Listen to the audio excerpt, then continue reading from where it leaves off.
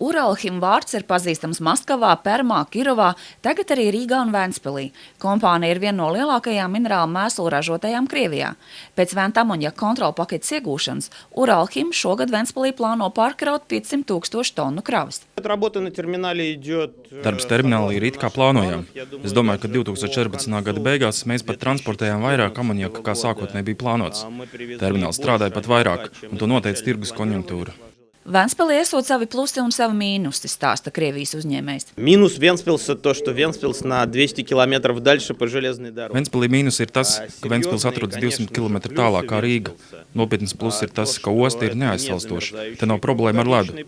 Un plus ir infrastruktūra, kas, piemēram, Rīgas ostā vēl tikai veidojas. Piektdien Ventspili ar savu vizīti pagodināja arī Krievijas ģenerāla konsuls Liepājā, kas sola visādi veicināt Latvijas-Krievijas biznesa sadarbību. Redzu, ka Ventspilī ir ieinteresētība Latvijas biznesam sadarboties ar Krieviju.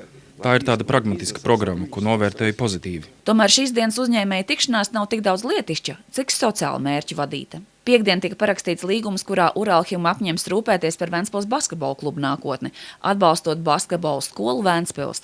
Tā esot apzināta sporta kluba stratēģija – izveidot pilnu piramīdu, lai mazākie varētu nākotnē nomainīt Latvijas un Baltijas basketbola līgas čempionus.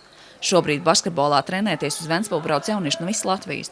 Mūsu pilsētā darbojas arī basketbola internāts, bērnu sekcijas, arī Ventspils augstskolas komanda. Ideju par atbalstu basketbolam izteica basketbola kluba prezidents Evers Lembergs. Уважаемый господин Лемберг сказал, и в принципе это в целом наша позиция. Cienījamais Lemberga kungs uzsvēra, un tā ir arī mūsu pozīcija, ka mēs nepārāk atbalstām profesionālo sportu. Profesionāļi bieži nemaz nav šīs pilsētas iedzīvotāji.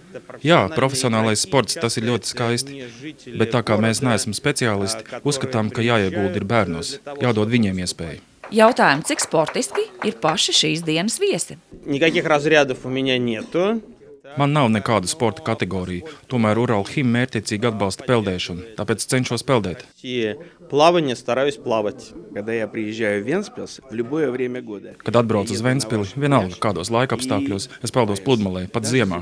Man patīk ūdens. Šobrīd zināms, ka no visiem 250 000 eiro, ko uzņēmums tērē labdarībai Latvijā, 50 000 nonāks Ventspils basketbola treniņu procesu uzlabošanai, sacensību organizēšanai un tehniskās bāzes modernizēšanai. Gonda Pūrnieks, Mārts Putnieks, Kurzemes televīzija.